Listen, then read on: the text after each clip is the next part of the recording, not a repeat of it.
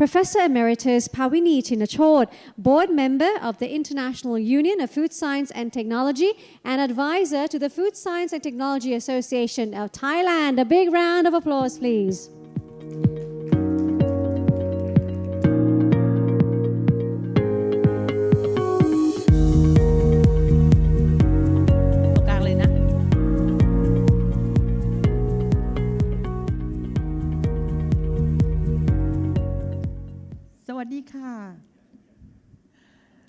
Good afternoon, everybody.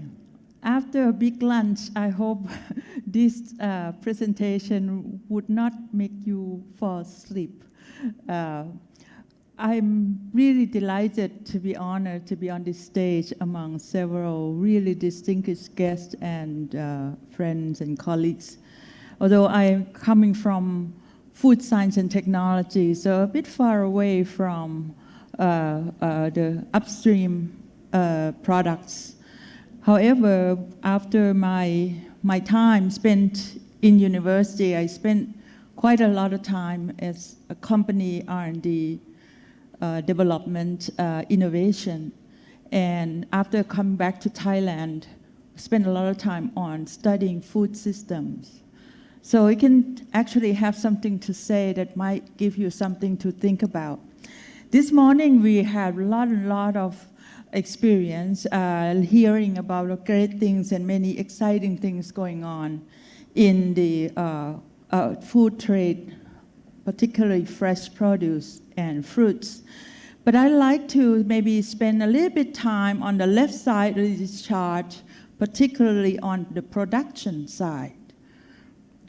Production side, we're seeing that Latin and Asia Pacific expand agricultural product, whereas Europe, Central Asia, and North America see a slight decline. Actually, plant products actually increased 15%, particularly cereal, oilseeds, tubers, legumes, and cotton. And animal products also increased, and all of this is because of production population growth. And on the trade side, of course, there's big news about China and ASEAN trade that's going on quite heavily. And also digital technology, which we heard about this morning. So I won't get into much detail, but it can go quite a long way towards traceability, towards safety and transparency. For example, right now there are researchers that are working very hard on trying to collect carbon footprint and sustainability indexes, biocircular and green economy index and things like that. So this can be quite useful tool for the consumer and for the traders to use. And then also production efficiency. Actually, we see production efficiency increase quite a great deal in many years. But actually, because of that, actually it helped lower the meat price and grains. And actually, there's some other products that relatively still unchanged. And what we saw the last is actually COVID-19, political conflict, and global warming caused some earth uncertainties and unpredictability through several years. So there are both opportunities and threats. And what do we do in order to guarantee that we have a very healthy business, we have healthy people, and we have very healthy outlook for the earth? So the food with highest carbon footprints, there have been some ranking. In worldwide, there are about 13.7 billion metric tons of carbon dioxide equivalent emitted through food supply chain per year. And you can see here that the emission per kilogram of products produced actually highest in the beef, the lamb, the cheese, animal products, so to speak, whereas the bottom part of the chart is actually the plant products is much, much less. And this is where we drive toward the plant-based proteins and whatnot. And the highest among the plant actually is chocolate, although we cannot give up chocolate, can we? It's got to be there. So in other words, the plant-based material actually healthy for the earth. If you come to Asia, you go into the market tomorrow, I hope this is what you get to see. You will see a variety of products, particularly fruits. Fruit of Thailand actually is amazing. Growing up here in this country, I never thought actually what a special opportunity for us Thai people actually get a chance to actually taste these fruits year round. Every month there are 2 or 3 fruits, in bloom all year. This is very, very, very nice. And we hope we can share that with the world. Another thing that is that the product that come from fruits, and that's, for example, fruit juices, you can see that a variety of fruit juices that come from Thailand actually feed the world right now. So an ASEAN fruit juice market has a very healthy growth of 4% and is actually growing to be about 34 billion in a couple of years to come. And if you look at vegetables, it's amazing the type of vegetables that are here. I think some of the people ask me how come ASEAN is such rich in variety and diversity of species. And the only thing that we can actually explain is that on a historically speaking, the migration of people and culture from China down to Southeast Asia, from India to Southeast Asia, and Micronesia to Southeast Asia, actually has made Southeast Asia rich with spices, with herbs, Indian herbs. We have a lot of Indian herbs. We have a lot of Chinese herbal products and also tea and a number of food that's created. And this make it what you might call it a melting pot or whatever. But what it does is that it makes this area so rich in diversity, and also the fact that it is a tropical zone. So the soil and the water and the climate is just so rich. And in Thailand, there's a big river that coming down to the middle where the deposits from the river actually make a very rich soil. And on the outside of Bangkok, of the central, we have the east side, the north side, and the south side, where you have old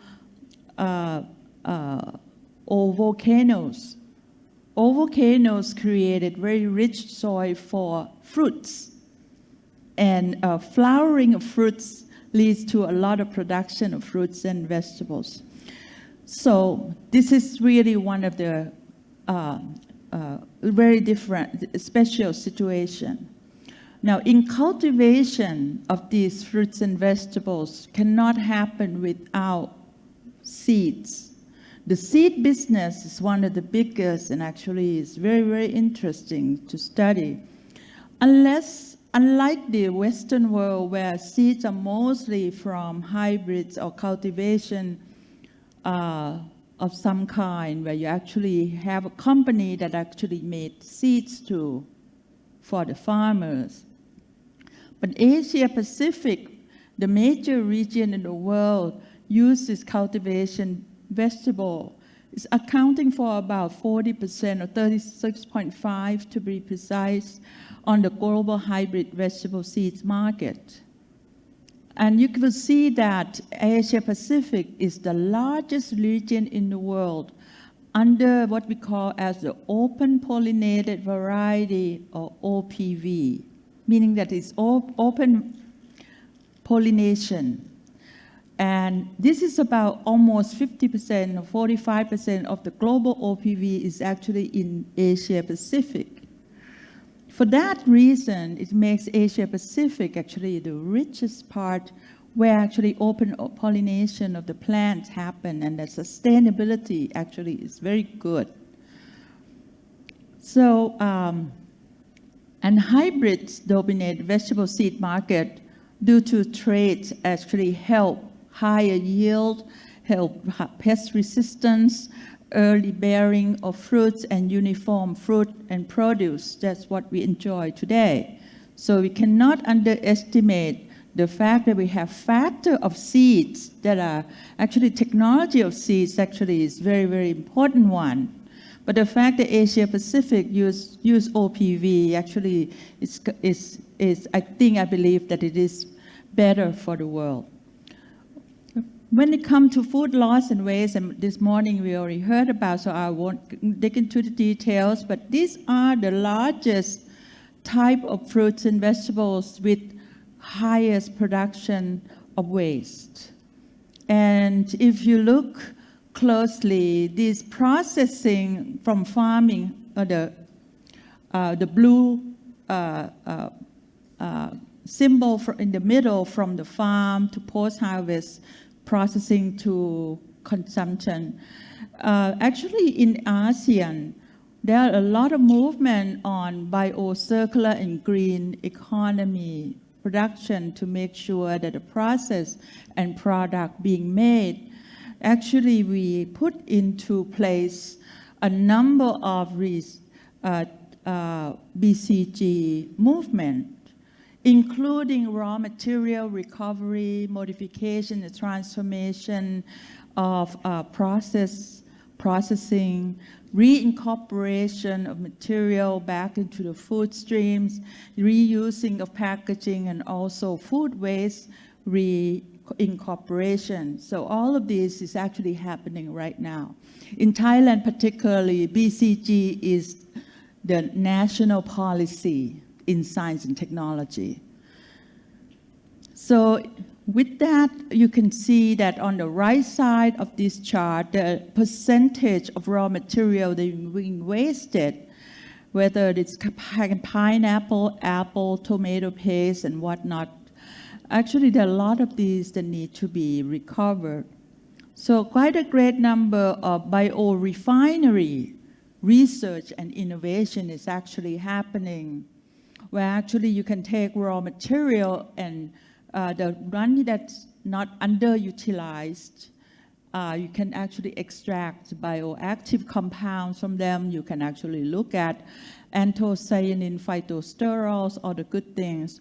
Or you can actually make it to feed insect and make insect proteins. And also you can make some protein, some other protein like soybean protein, and protein is very huge now, and pea proteins, and so on. As you can see from this chart, actually anything that grows higher than 3% is good, right? So this is very high. So if we're successful in doing more of this, growth in business actually is going to come. Another thing, an example I'd like to show you is there's a spearhead project that the government supports, a company and researcher to work together in order to use underutilized or underused raw materials and feed it to the insect. And we have insect factory going on right now.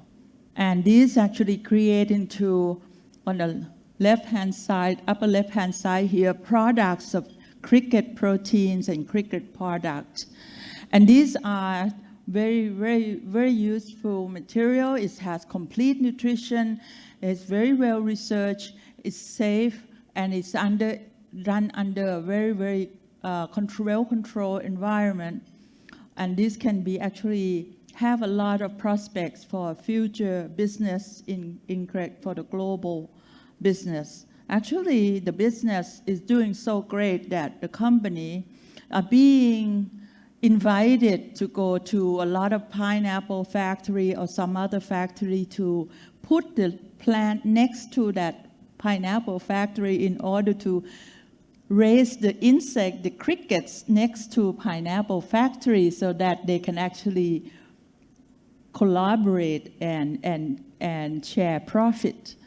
And there are a lot of number of international company actually would like to talk with us on this prospect. So in the real new world, when things gonna change, we have to look at food supply chain in different stages. I won't get into great detail, but the front end, which is the land use and the farm, are really one of the biggest area where it's difficult to mandate change or innovation. And this is going to be probably one of the biggest challenge for a lot of production side. Whereas food system, we have to look at the entire system and not just one sector. So we have to transform this into a much more sustainable food system. So a lot of things happening in the environment. I won't get into detail, but smart farming actually is probably coming. But it will probably not coming to every household, not every farmer's household. But it is actually will help us produce some of the high value products. And greenhouse emission, Southeast Asia are showing on the red arrows. Actually, one of the biggest projects that made in Southeast Asia are the one with the red arrows. And these are relatively low gas greenhouse emission products. And COVID-19 is one of the tests, the biggest test for our world on how well we do in food supplies when we cannot get out of the house, we cannot go to the market. And actually we see that malnutrition, undernourished population worldwide in the year about 2013-14 was quite low, and then after COVID-19 it went up again in the end of that graph. What it means is that when we have scarcity of food, we actually reduce in nutrition intake. So this is very clear. This is a threat. The next time it comes, we have to do better. Another thing that is also very important, you can see on the right side of the global map that Southeast Asia actually has no yellow dots on. Okay, you can see that we are doing very well. Actually, food is available always during the COVID-19. And it maybe price went up, but not by much. So I want about ASEAN Food Security Index. The Food Security Index is measured by affordability, availability, nutritional quality, safety, and sustainability in adaptation. And the Global Food Sustainability Index for ASEAN are listed here for you to see that they're all above 50%. Which is very good. Another thing is that our world is changing, and so our ASEAN is also changing. We have urbanization going on the x-axis here. So you can see the different countries are moving to the right-hand side. But several countries actually do not move all the way to the far right.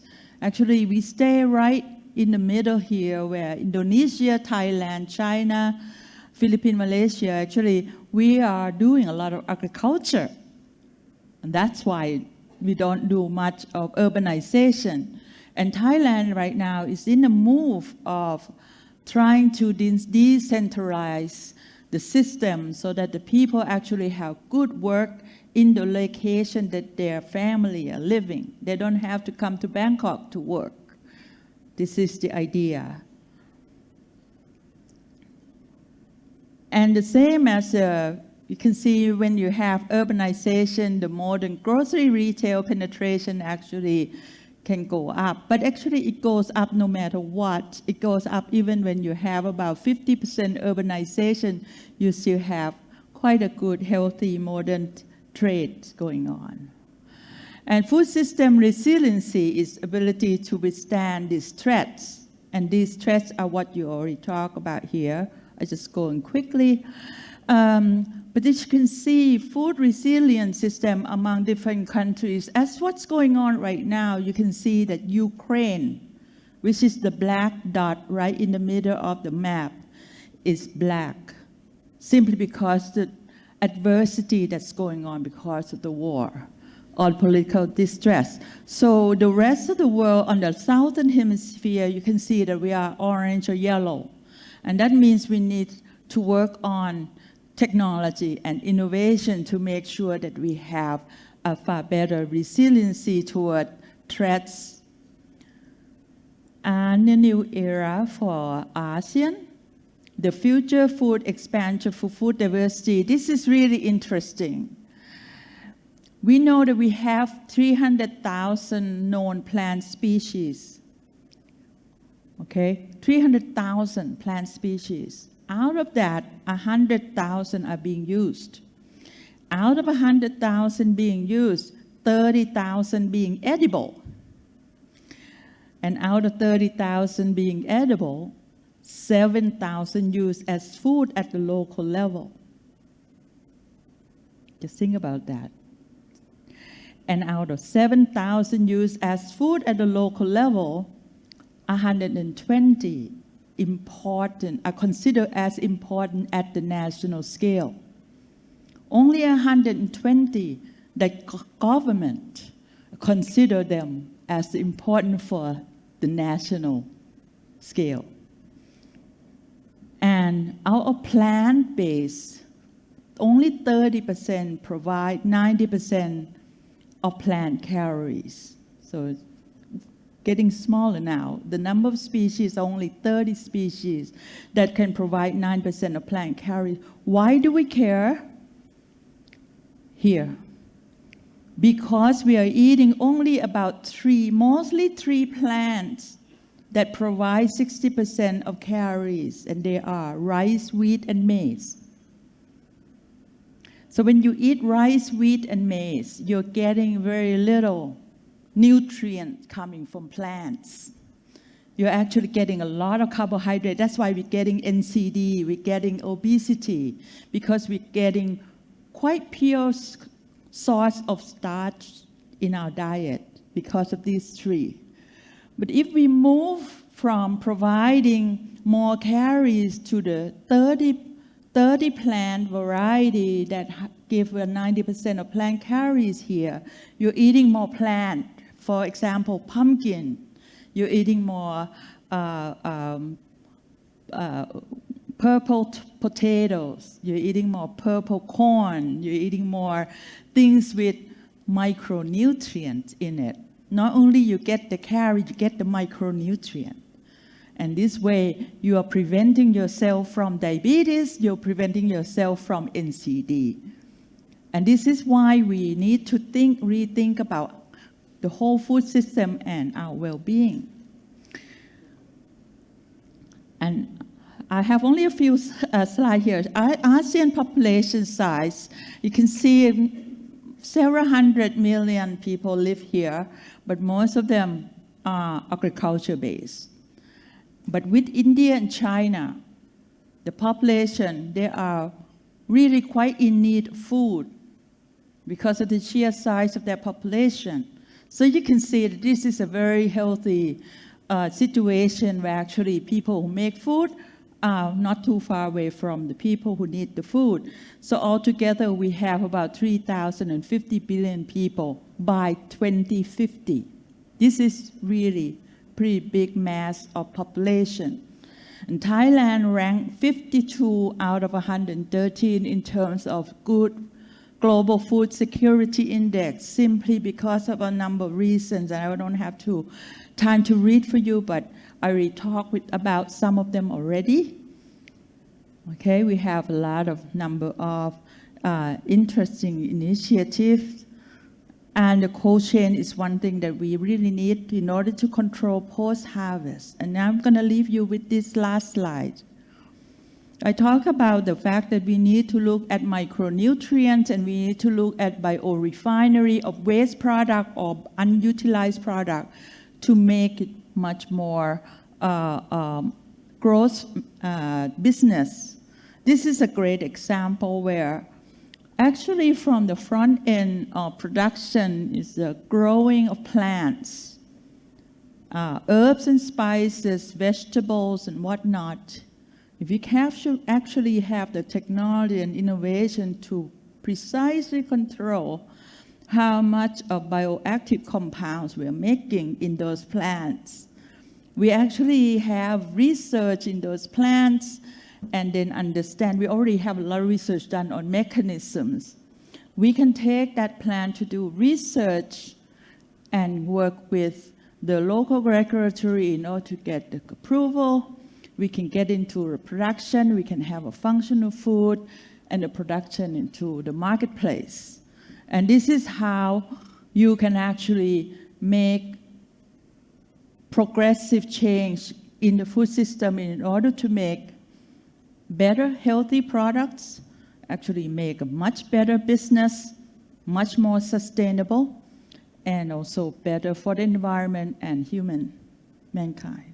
Okay, with that, thank you for your attention. Thank you very much to